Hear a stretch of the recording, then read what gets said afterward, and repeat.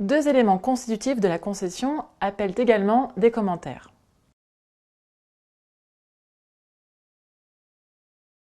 Il ressort des textes tant nationaux que communautaires que le régime juridique des concessions s'applique à des contrats. Ainsi, la concession est bien évidemment à distinguer de la gestion en régie, c'est-à-dire de l'hypothèse où la personne publique assure elle-même le service au moyen de ses propres agents et dans le cadre de son propre budget.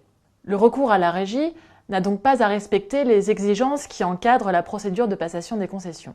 Par ailleurs, cette exigence de l'existence d'un contrat a pu conduire à considérer, notamment sous les anciens textes, que sont exclus du régime et de la qualification de concession les actes unilatéraux, comme les agréments ou les autorisations, qui confient à un opérateur économique la gestion d'un service. Toutefois, le Conseil d'État a jugé qu'un système d'habilitation unilatérale présentait un caractère exceptionnel.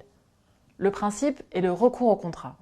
Ainsi, l'octroi unilatéral d'un tel service doit être prévu par un texte, législatif ou réglementaire.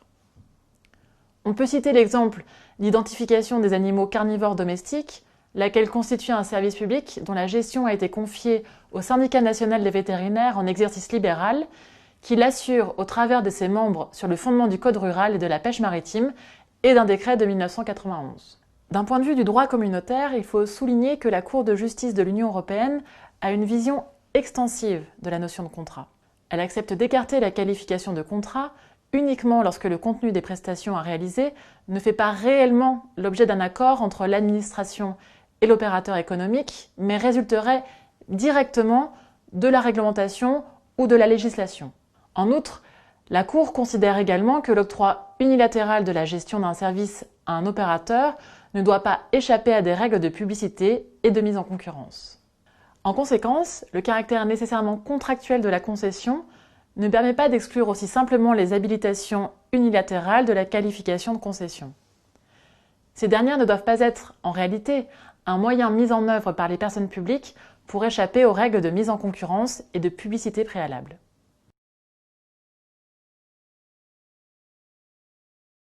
Avant l'adoption de l'ordonnance du 29 janvier 2016 relative aux contrats de concession, les délégations de services publics soumises à la loi Sapin étaient des contrats administratifs de par la loi. Cette situation a évolué car désormais, les textes prévoient que seuls sont administratifs les contrats de concession passés par des personnes morales de droit public. A contrario, les contrats de concession conclus par des personnes morales de droit privé échappent à la qualification de contrats administratifs. Mais qui sont ces personnes morales de droit privé susceptibles de conclure des contrats de concession ? Il s'agit des personnes privées qui ont été créées pour satisfaire spécifiquement des besoins d'intérêt général ayant un caractère autre qu'industriel ou commercial et qui ont des liens de dépendance avec la sphère publique. Ce cas peut viser les SEM. Il s'agit également des organismes de droit privé dotés de la personnalité juridique constitués par des pouvoirs adjudicateurs en vue de réaliser certaines activités en commun. Peuvent entrer dans cette catégorie les SPL. Il s'agit aussi des organismes de droit privé qui bénéficient en vertu d'une disposition légalement prise de droits spéciaux ou exclusifs. Il s'agit enfin des entreprises publiques qui exercent une activité d'opérateur de réseau, c'est-à-dire qui interviennent dans les secteurs de l'eau, des transports, de l'énergie ou de la poste.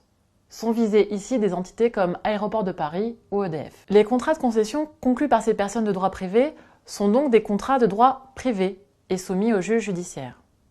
Dans ce cas, certaines règles spécifiques au droit des contrats publics, comme par exemple la résiliation pour motif d'intérêt général, la théorie de l'imprévision ou encore le droit de modification unilatérale des contrats, ne sont pas applicables.